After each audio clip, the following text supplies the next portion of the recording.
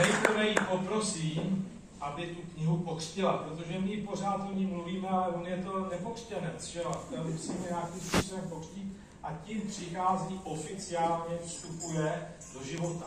Prosím, zde je kniha, ještě budeme potřebovat něco, čím se to pokřtí. My se chováme úctivě ke knihám, proto ta je, nebojte se, je úplně zabalena, víno vzdorně zabalena, takže pojďme, jestli vás můžu poprosit. No,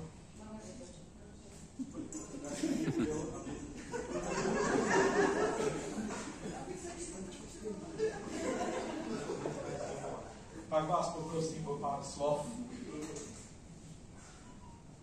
Pojďte napísat.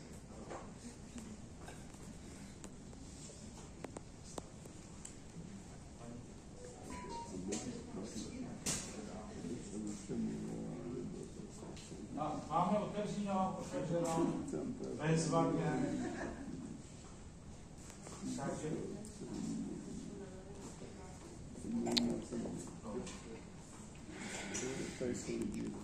Tak já budu držet tak. Tak. 3, 2, 1 a už to je.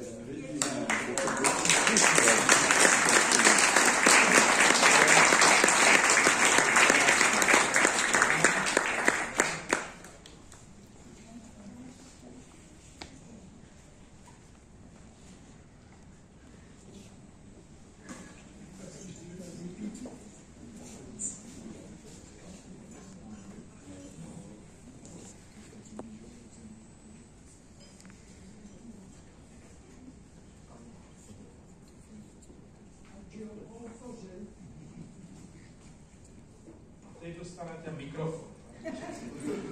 Děkuji. Já začnu takovou osobní vzpomínkou, která ale má vazbu i na ten dnešní křest. Já když jsem studovala, a to už je mnoho let, tak tenkrát v biologických listech vycházel dlouhý seriál Co to je gen. A jeden z autorů jednoho příspěvku tady sedí mezi námi a je to Václav Pačes. A já jsem tenkrát jako studentka si četla ten seriál a on každý ten odborník, a to byli většinou biologové, každý měl na to úplně jiný pohled. Samozřejmě biochemik, biolog to definoval jinak než genetik a tak dále. Bylo to strašně zajímavé a strašně poučné. A vlastně tahle knížka o vědomí je takovou jakousi paralelou v současné době. Je to velmi multidisciplinární přístup, já bych řekla, že by tam ještě měli být právníci, sociologové, chemici. Zajímavé věci byste se dozvěděli o tom, co je to vědomí od chemiků.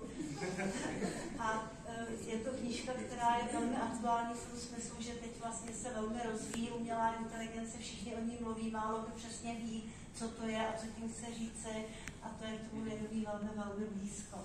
A já si dovolím říct jednu takovou perličku ze své vlastní odborné praxe. Já jsem biochemika, celý život jsem se zabývala rostlinami. A když jsem byla ředitelkou stavu experimentální botaniky a můj spolužák z gymnázia, Honza Kiršnou, byl ředitelem Botanického ústavu Akademie věd, tak se jeden novinář nás dvou zeptal, jestli rostliny umí myslet a jestli mají vědomí. A Honza Kiršnou se k tomu dostal dřív, a protože vyniká sarkastickým humorem, tak odpověděl, vážený pane redaktore, prokázat schopnost myslet a existenci vědomí je obtížné i u některých jedinců druhu Homo sapiens. Máme špatnou rostlin. Já si myslím, že to není úplně pravda. Tahle knížka je moc pěkná, protože opravdu ukazuje spoustu různých pohledů na to, co to je vědomí. A přitom je to něco, co, jak už tady mockrát padlo, my neumíme vlastně nahmatat, my to neumíme najít, my to neumíme definovat přesně ve smyslu